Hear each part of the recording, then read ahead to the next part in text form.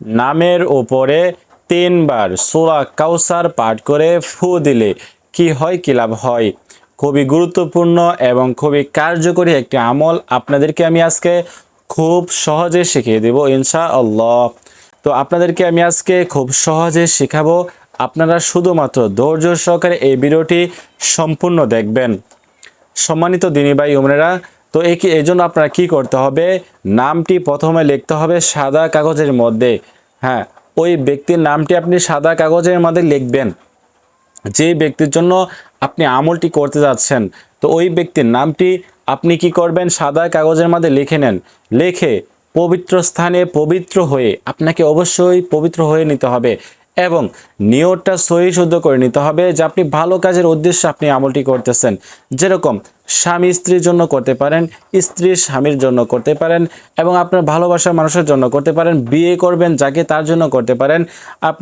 আপনার শ্বশুর শাশুড়ির জন্য করতে পারেন, আপনার মা বাবার জন্য করতে পারেন, আপনার সন্তানের জন্য করতে পারেন। তো এই আমলটি সকলের জন্যই করতে পারেন, কাছে এবং দূরে যে কারোর জন্য করতে পারেন।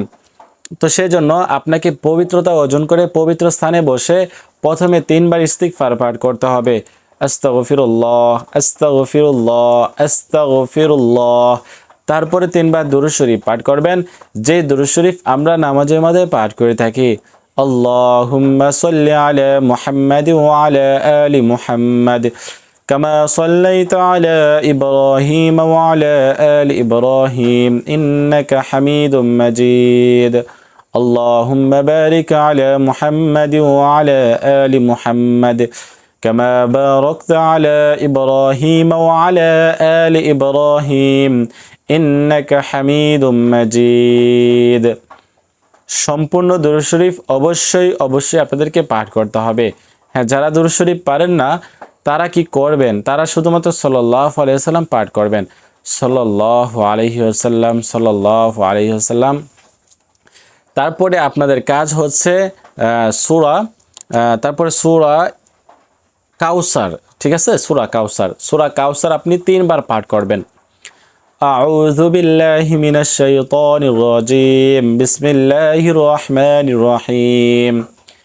ইন্না আ'তাইনাকাল কাউসার ফাসাল্লি লিরাব্বিকা ওয়ানহার ইন্না শানি'আকা হুয়াল আবতার।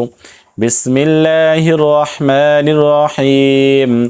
ইন্না আ'তাইনাকাল কাউসার ফাসাল্লি লিরাব্বিকা ওয়ানহার ইন্না শানি'আকা হুয়াল আবতার।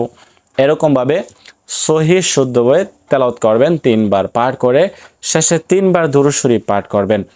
তো এই হচ্ছে আমল। এই আমলটি যদি আপনি এভাবে করেন তাহলে কি হবে, যে ব্যক্তির নামের উপরে আপনি আমলটি করেছেন ওই ব্যক্তি আপনার বশ হবে, আপনার বাধ্য হবে, আপনার জন্য পাগল হবে এবং আপনার কাছে ফিরে আসবে, আপনার প্রতি আকৃষ্ট হবে।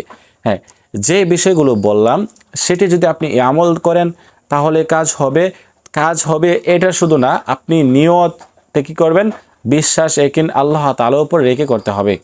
নিয়তটা সহি শুদ্ধ করে নিতে হবে। আপনি আল্লাহ তাআলার উপরে একিন এবং বিশ্বাস রেখে আমলটি করতে পারেন। হ্যাঁ, আপনি আমল করলে যে হয়ে যাবে এরকম কিছু না। আমল করলে সহি শুদ্ধভাবে আমল করলে আল্লাহ তাআলা যদি কবুল করে নেন, আল্লাহ তাআলা অবশ্যই আপনাকে দিবেন।